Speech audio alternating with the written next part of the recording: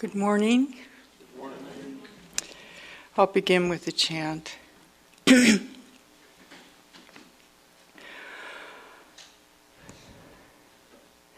Om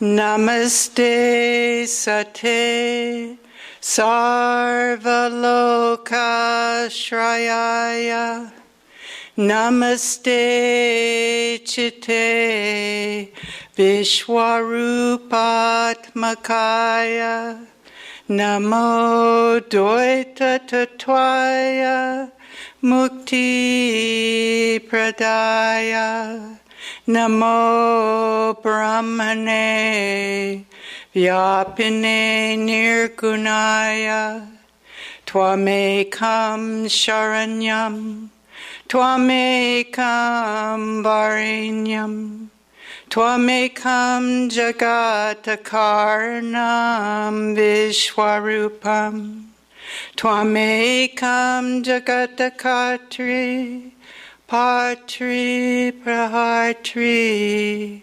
Tvamekam Param Nischalam Nirvikalpam Bhayanam Bhayam Bishanam Bishananam Gati Praninam Pavanam Pavananam Mahochai Padanam Niyantri Tvamekam Paresham Param Rakshakam Rakshakanam Paresha Prabho Sarvarupa Prakashin Aniradesha Sarvendriya Gamya Satya Achindyaakshara Vyapaka Vyapakatattva Jagadabhasakadisha Payat Apayat Tadekam Smaramaha Tadekam Bhajamaha Tadekam Jagat Asakshi Rupam Namamaha Sadekam Nitanam Niralambambisham Bhavam Bhutipotam Sharanyam Brajamaha. Salutations to Thee, the existence absolute, the support of all the worlds. Salutations to Thee, the intelligence absolute, who dost appear as the universe. Salutations to Thee, the one reality without a second, the giver of salvation. Salutations to Thee, the Brahman, the all-pervading, the absolute. Thou art the only refuge, the only object of adoration, the one cause of the universe. Thou dost manifold Thyself in manifold forms. Thou alone art the creator, preserver, and destroyer of the universe. Thou art the highest, the immovable, the absolute. Thou art the dread of even the dreadful, the terror of the terrible, the refuge of all beings, the purifier of all purifiers. Thou alone art the ruler of even the high-placed ones. Thou art the supreme over the supreme, the protector of the protectors. O Lord Supreme, Thou art the undefinable being, yet Thou appearest as all things. Thou art unattainable by all the senses, yet Thou art the very truth, incomprehensible and imperishable. Thou art the all-pervading, hidden essence. O Lord, illuminator of the world, do Thou protect us from harm. On Thee, the one alone, we meditate. To Thee, the one alone, we offer our worship. To Thee, the one alone, who art the witness of the universe, do we tender our salutations. In thee, the one alone, who art our sole support, the self-existent Lord, the vessel of safety in the ocean of existence, do we seek refuge.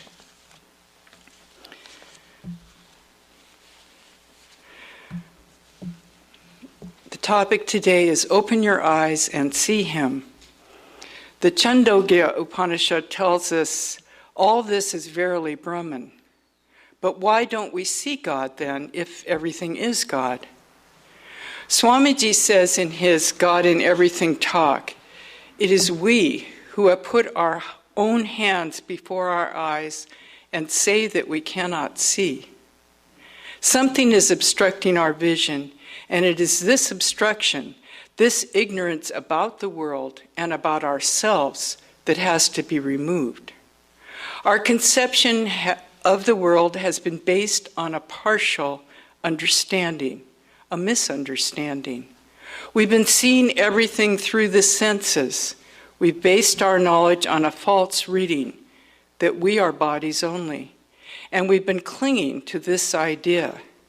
This idea that we are only bodies is acting as an eye shield before our eyes, blocking out the light of truth from our inner vision.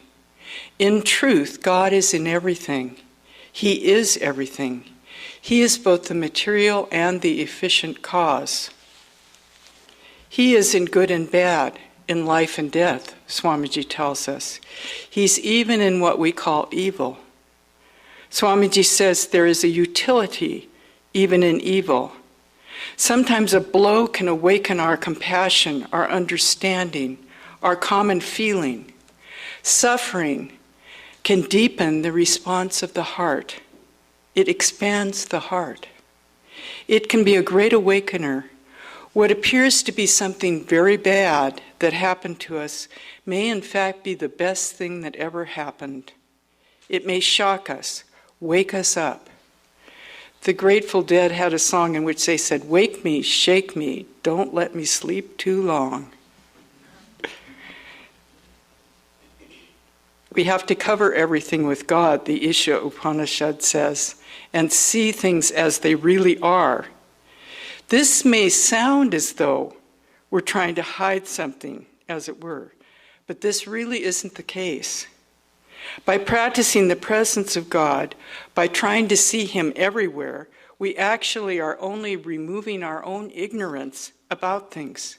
It is the truth that we are practicing. That never changes. It's always there, and it's always here, and eventually we will wake up to it. This doesn't necessarily mean giving up all the things of this world in an external way. It means deifying the world, seeing the true nature of things behind all these external appearances. In order to see God in front of us, we have to be standing in the present moment. We're blinded. We're asleep. We're living in the past and dreaming of the future.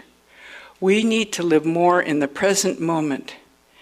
By some, this is called mindfulness. It's a state of active, open, intentional attention on the present. Realize deeply that the present moment is really all that you have. When you become mindful, you realize you're not your thoughts. You become an observer of your thoughts from moment to moment without judging them. Mindfulness involves being with your thoughts as they are, neither grasping at them nor pushing them away. Instead of letting your life go by without living it, you awaken to the experience of now. When people are mindful, they are much more likely to experience themselves as part of humanity, as part of a greater universe. We've been thinking of ourselves and of others as bodies only. We cannot understand the true nature of the universe through our senses. The senses are very limited. They go outward. Man wants to understand the whole of phenomena and to find something which includes everything else. We're so unhappy because we think of ourselves as limited.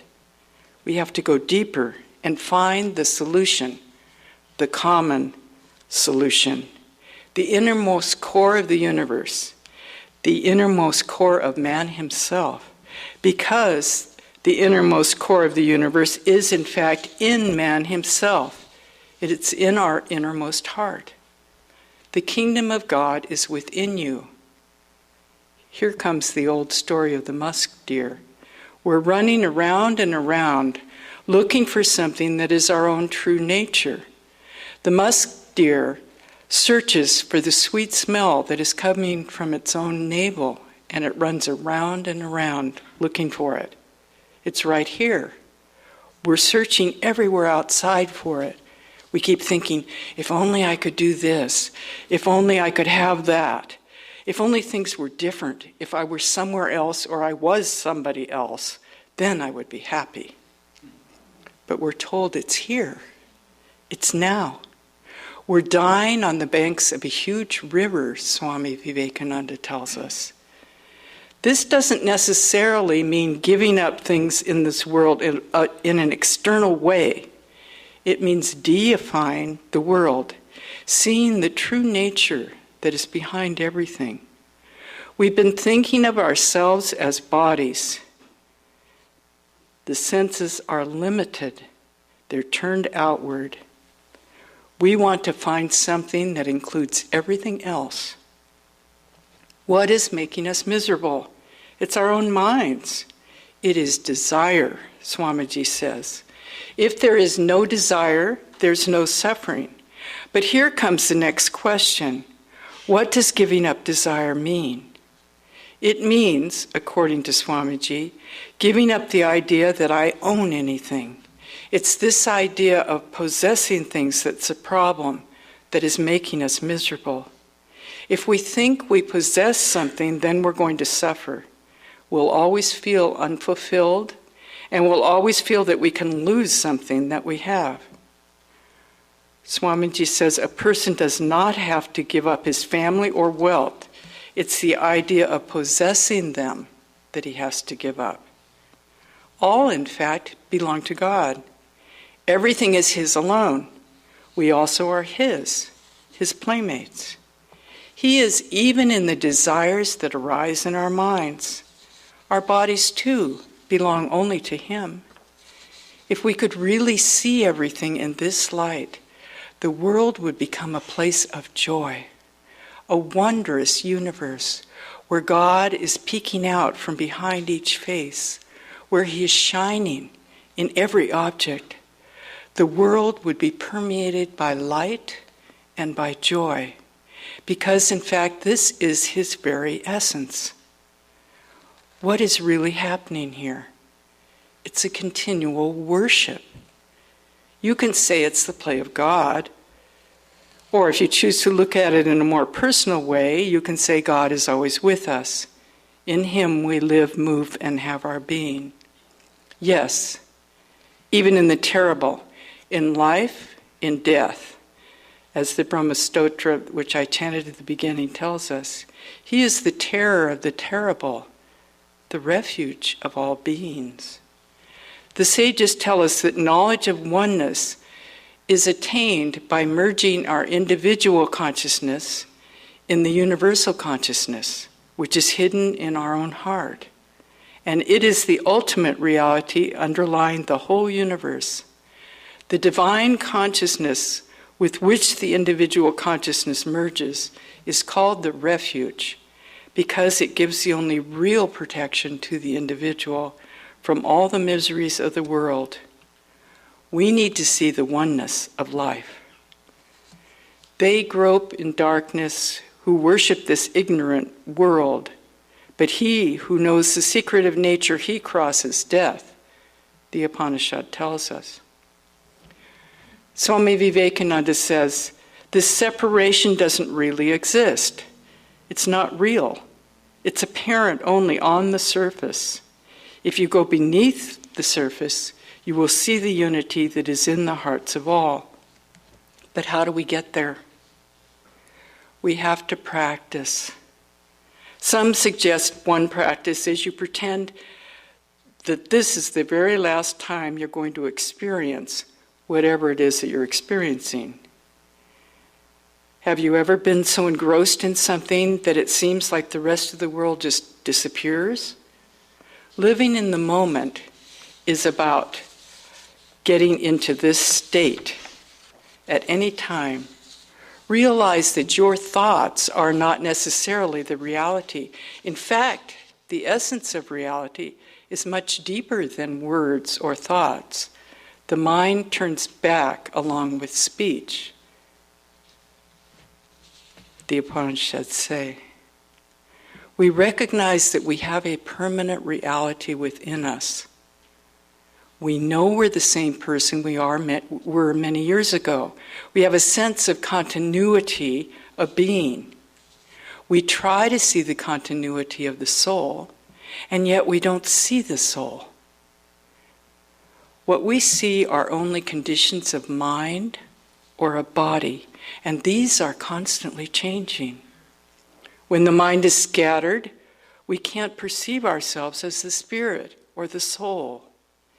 We must quiet and concentrate the mind. Forms are continuously changing, but the real is not equivalent to the forms. Beyond these, you must be aware of yourself, untouched by them, ungoverned by them, here in the present moment.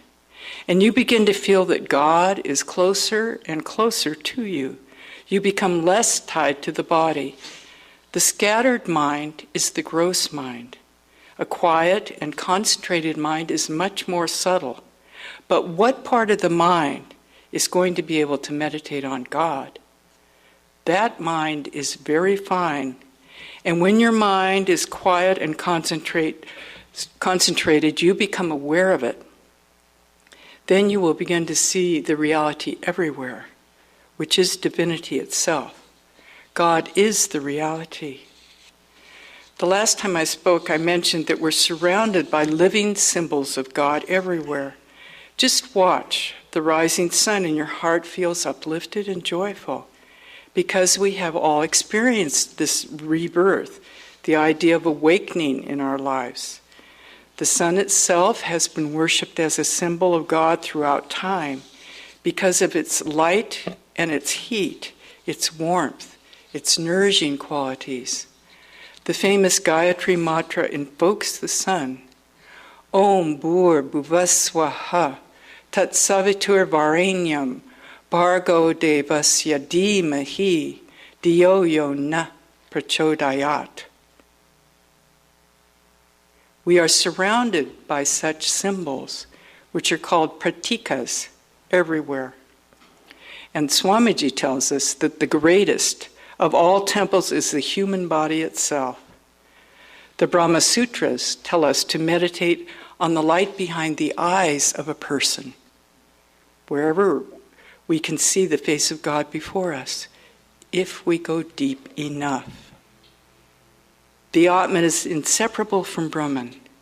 Its essence is divine, and it is the embodiment of perfection.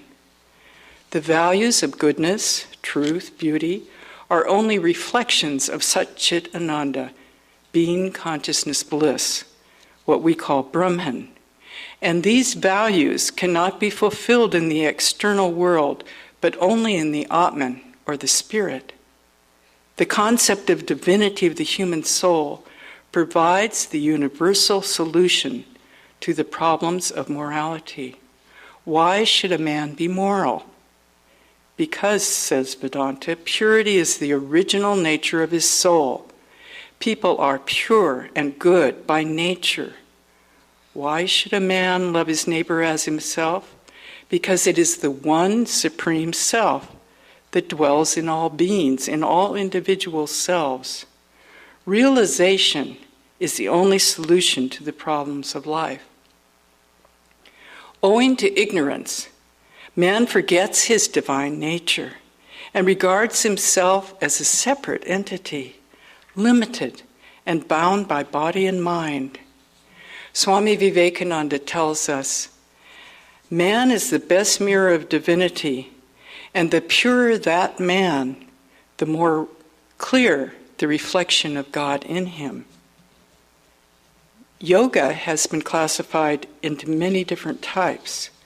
Whatever their differences, they all aim at one thing, the transformation of consciousness. Each man or woman has his own yoga. To convert one's whole life into yoga is the spiritual solution to life's problems. One must have faith in one's own higher self and courage to face the world alone and remain as the Atman, radiating the inner light. Swamiji says, quote, "In you is all perfection, and all the three worlds will be at your feet when you know this. Spirit alone triumphs, not matter. Satyam eva jayate." When you can live in the depths of the present moment without regretting the past or worrying about the future, then you're content. The joy of the Atman is always with us. It can be released at any time, breaking down the barriers of desire and fear which we have built around it. Some say grateful attention is the key to joy. Gratefulness encompasses more than thankfulness. Definitions vary, but most include the idea of being present in the moment, the full response to a given moment and all it contains. Careful attention to the moment.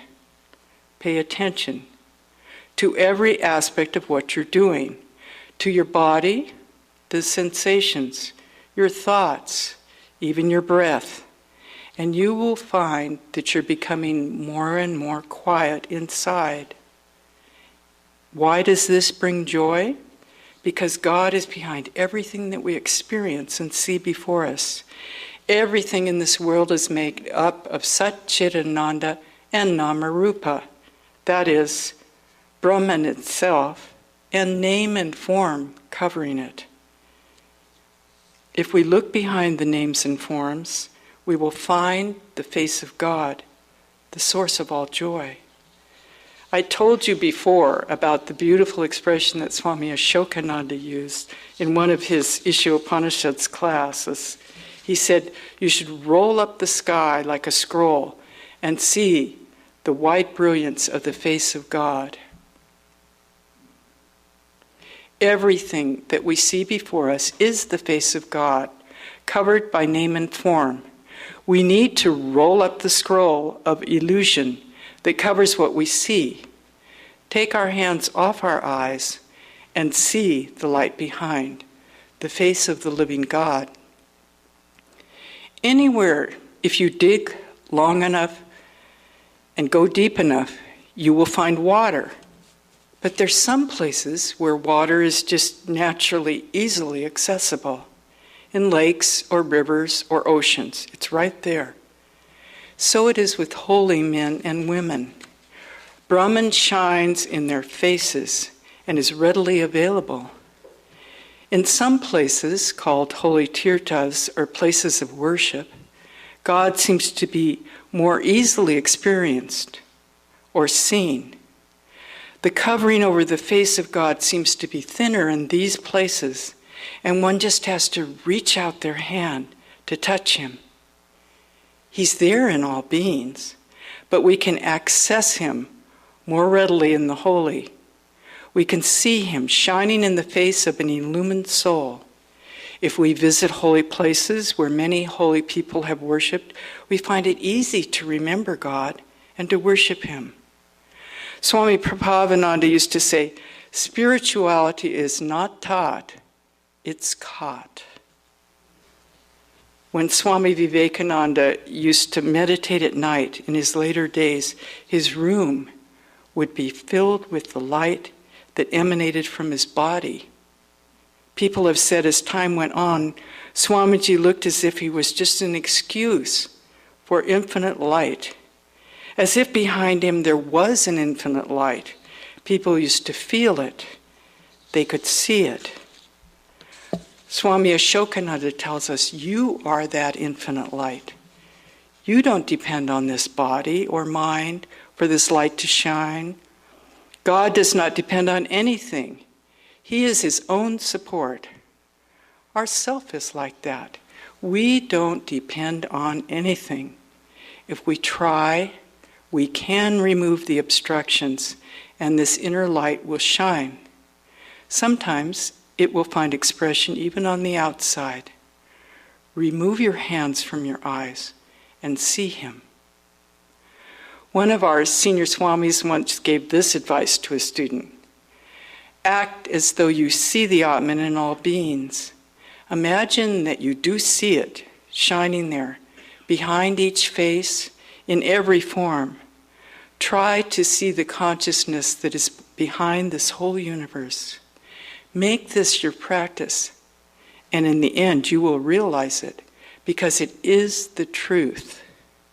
If you go deep enough, the means will become the end, because in essence, they are not different. Swami Vivekananda tells us, a person is identified with his conviction. He asks us to fill the mind with our highest thoughts, hear them day after day, think of them month after month. These ideas will invigorate us and fill us with strength, for it is thought that is the impelling force in us, the Upanishads tell us. Write it on your heart that every day is the best day in your life. It was Emerson who said this. Be thankful for it. And Thoreau said, you have to live in the present. Launch yourself on every wave. Find your eternity in every moment. Be here now and see God. Swamiji tells us first we have to have that ideal, and we must never lower it. We have to try to dwell in it all the time, and we have to keep it alive in us. Try to see the consciousness that is behind all this universe. Make this your practice. As we've already seen, a person is identified with his conviction, and Swamiji asks us to fill the mind with these highest thoughts and hear them again and again. We need to penetrate deeply into all that is around us to see the reality. And Swami Vivekananda says, we can do this. You love nature? Go out and look deeply into it. See what it really is. See God worshiping himself in the flowers, in the mountain, in the stillness of a sunrise. Penetrate deeply and see what is behind all phenomena. Take your time, Swami Vivekananda tells us, and you will achieve your end.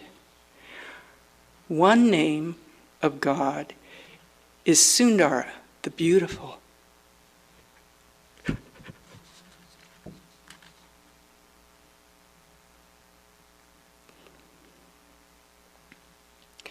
There is a practice of looking at the whole universe and saying, this is the form of God. This is the infinite God, the universal form. And there's also an experience that is something like that. The experience of God as Virat. Virat is a Sanskrit term that means the vast universe, the infinite universe, the one being. All the stars, the planets, trees, men, birds, and beasts, all together are the form of God. All together they are that one form of this infinite being. You think of him as this universe, and you also think of him as beyond all these forms. John Muir, the great naturalist, tells us, climb the mountains and get their good tidings. Nature's peace will flow into you as sunshine flows into the trees. The wind will blow their freshness onto you, and the storms their energy, while cares will drop away from you like leaves of autumn. Let your attention go deeper. You can practice thinking of him as existing behind this finite form. You can practice it by seeing it behind the infinite form, this universal form. Or look at just one person and try to reach the being behind, the one spiritual divine being that is in this form. Go deeper and deeper. Thinkers have noticed the interrelationship between mind and the knowledge of reality. They advise concentration of mind to refine it. To the extent that we are successful in refining the mind, to that extent the outside will reveal itself to us. We're continually fighting against this world. If we become strong and can concentrate our minds, this concentration and attention can bring knowledge or an expansion and explanation of something which seems mysterious to us now. Everything we see or do has consciousness behind it. There is one practice called the Atmajnana method. Here we try to see the whole universe as part of ourselves, our own existence. We can never really say, this object exists. We have to say, I perceive that this object exists. Whatever we perceive is perceived in consciousness, in our own Atman or the self. Teachers tell us that consciousness is not contained within the body. The body is contained within consciousness. Think about this statement. What does it mean for us? We're trying to see behind our false reading of reality. Even the thought, I have a body, is contained in my own consciousness. If we're able to step back from our own minds, even this much, we gain tremendous freedom.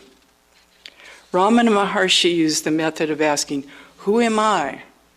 Who is it that sees this and experiences all this? And through this path, he realized the truth, and the truth never left him. Once Swamiji was talking to a group of monastics, and he said, and where will you go to seek Brahman? He is immanent in all beings. Here is the visible Brahman. Shame on those who, disregarding the visible Brahman, set their minds on other things. Here is the Brahman before you, as tangible as a fruit in your hand. Can't you see? Here is the Brahman. He spoke these words in such a way that everyone there went into a meditative state. They stood still and quiet. Swami Premananda was on his way to the chapel to do worship after his bath in the Ganga. When he heard these words of Swamiji, he fell into an ecstatic state and became motionless. After a quarter of an hour, Swamiji said to him, now go for worship. Swami Ashokananda writes, yes, everything is God and not less than God anywhere. Everything is Brahman. Everything is spirit. You can reach a state in which you look at all things with these very eyes and you see something different from what you ordinarily see. The sense forms stand aside, and the true reality, the spiritual reality, which everything is, becomes at once self-evident, directly perceived. You will say, you mean to say, if I change my ideas about a person, then instead of seeing that person, I shall begin to see God? That is exactly what I mean, he says. It can be done. It has to be done. Beyond this body, beyond this mind, there is an unlimited consciousness. If I cannot give any limit to this consciousness, then it becomes the infinite conscious being. Form is made up of body and mind, but beyond this form is the real being, and that real being is the divine being. He goes on to say, When we have some understanding, we will see that in men and women is God himself. But afterward, we know that there are no people at all. It's always God who is blinking through these eyes. We, in our ignorance, interpose a third entity called man, bird, or beast, and we say, the Lord dwells in this being. That also is our ignorance. However, you can start with that. Throughout the course of whatever work you do, remind yourself it's being done for the Lord and by the Lord. Once Swami Vivekananda said, it is God who speaks. It is God who listens. God is the speaker. He is seated in this instrument, and from here he produces these words. And the Lord himself, seated out there, receives these words through all these ears, and he hears them. Where is there any person to hear? You see, everything can be thereby transformed. It's a very fruitful practice. Imagination is a powerful thing. If you imagine something which is real, then imagination becomes very effective. It is real that God is the only being that exists. It is He who is before us in all these forms. And therefore, if I think I'm speaking to God, I shall be. It's not just imagination, and I shall eventually come to the truth. I shall actually feel that it is the Lord himself speaking and the Lord himself hearing. To know the one is knowledge. If you like to think that everything is done for the Lord and by the Lord, you will arrive at a place where you're living in the present. This is another great theme in Vedanta, the oneness of life, the oneness of everything, beyond space, beyond time.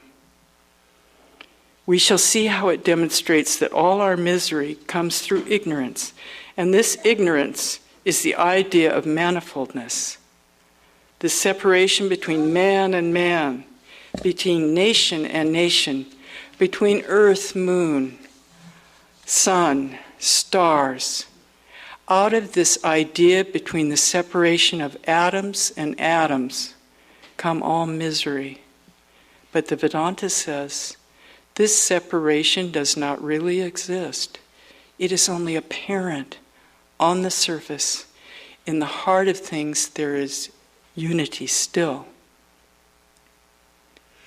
You will find that the real is that which is lasting and permanent, and the unreal, and changing, is impermanent. You will find that all worldly things are unreal and changing, and the spiritual things are real. Spirit is real, unchanging reality. Atman is real. Brahman is real. The world is unreal. The body, mind, these are unreal. Discriminate between the real and the unreal. Satya, asatya, vastu, viveka. As Sri Ramakrishna says, God alone is real. All else is unreal. This is the essence of the Upanishads. It is very simple. Finding God in all things is also at the core of Ignatius spirituality, and it's rooted in the growing awareness that God can be found in everyone, in every place, in everything. It is thought that when we learn to pay more attention to God, we become more thankful and reverent. And through practice, we will become more devoted to God. According to Vedanta, as you discriminate more, you will find that nothing that comes from the impermanent can touch you anymore. You begin to wake up to the truth that is all around you. A new vision opens to you and you see. The ordinary vision is transformed. You're no longer attracted to the unreal or attached to it. Dispassion comes to you. you step back. Your whole being becomes unified and you turn inward. The sense objects, they lose their whole hold over you. When you bring the senses under control, you thereby bring a great many parts of your thoughts under control. Many of them become actually nullified. They no longer have any value for you, and they don't agitate your mind. The mind becomes calm and interior. The mind is awake. It's very much awake. You become aware of a higher reality within yourself. You see yourself as spirit, and you see others as spirit also. You begin to feel like you don't have to do anything. In fact, God is doing everything. Sri Ramakrishna said, "I am the machine and you are the operator." True devotion is to remain as one really is, in the state of being in which all ideas about relationships with God have ceased to exist. This is uniting oneself with the will of God or with God Himself. There should be a constant awareness that there's no individual I who acts or desires, that only the self exists. There's nothing apart from the self that is capable of acting independently of it. I tell you, there is a love that is much higher than any love on a sense level, higher even than puja or worship, a divine love that can transform our lives and lift us up from bodily awareness and set us free.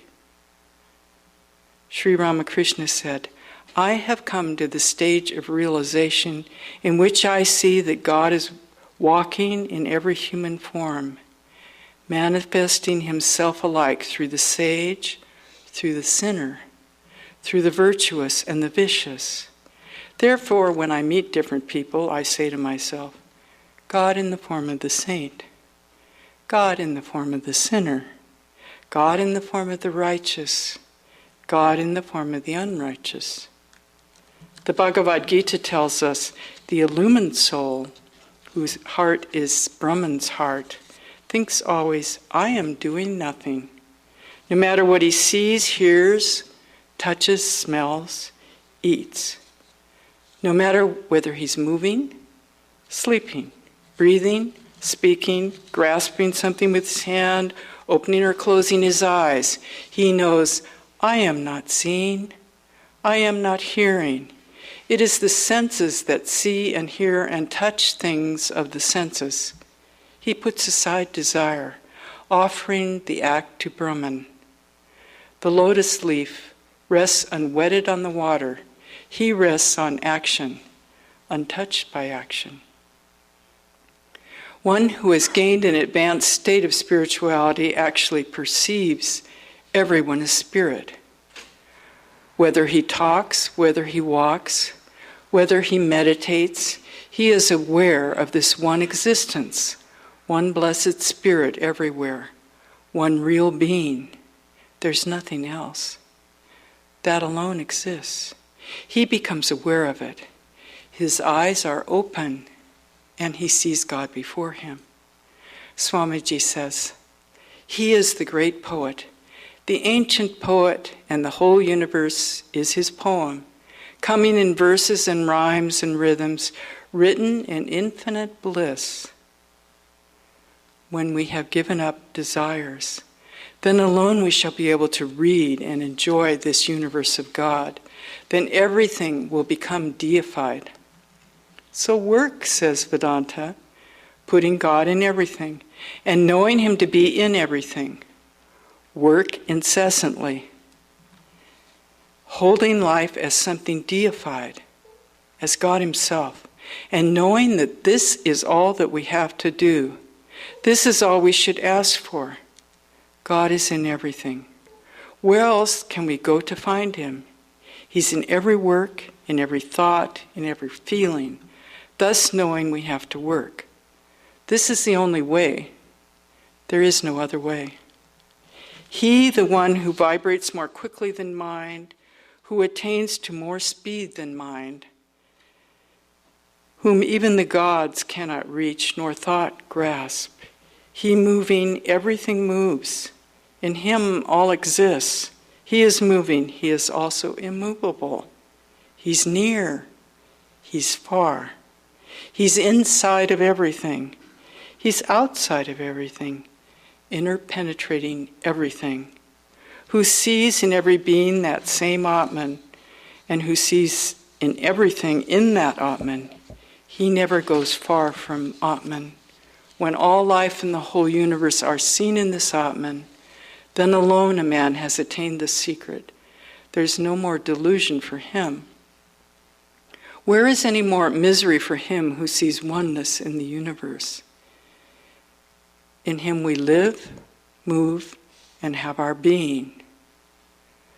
The Isha Upanishad tells us, an illusion is covering the face of truth. Our prayer always is that this golden illusion, this alluring Maya, may be removed so that we can see the face of God everywhere. The Gayatri Mantra is simply another form of this same prayer. Do thou guide our understanding. This is the prayer that comes from the heart of all sincere seekers after God, and it is this yearning, this prayer for God or enlightenment, for truth, that leads one to realization. The truth is already there within us.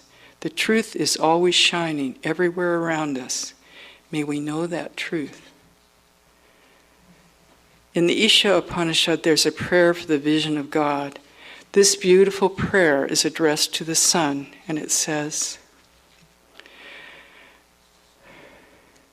Hiranyamayena Patrena Satyasya Pihitam Mukham Tatvam Pushana Pavarnu Satyadharmaya Drishyate Pushane Karshe Yamasurya Prajapatya Vyuharasmin Samuha Tejo Yate Rupam Karyantamam Tate Pashami Yo so aso Purusha Soham Asmi.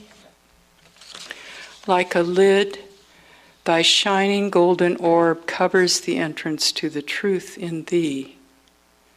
Remove it, O sun, so that I, who am devoted to the true, may behold that. O sun, the offspring of Prajapati, thou lonely courser of the heavens, thou controller and support of all, contract thy rays, withdraw thy light. Through thy grace, I behold the most blessed form of thine. I am indeed he, that being who dwells there.